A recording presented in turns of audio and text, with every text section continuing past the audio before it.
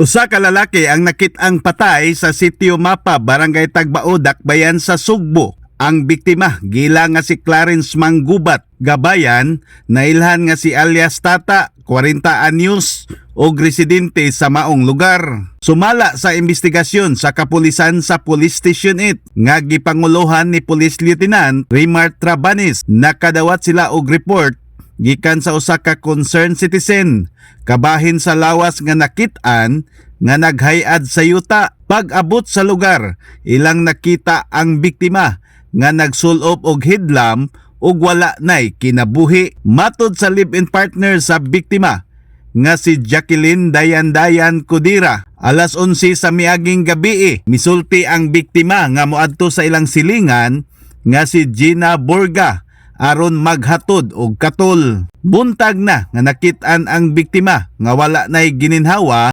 human na proseso sa suko ang crime scene. Ang lawas sa biktima gidala sa Everlasting Funeral Homes sa Barangay Talamban. Nagpadayon ang investigasyon sa kapulisan aron masuta ang tinuod nga hinungdan sa kamatayon sa biktima. In the heart of changing lives, ako si Brigada Alan Tangkawan sa 90.7 Brigada News FM Cebu, the Music and News Authority.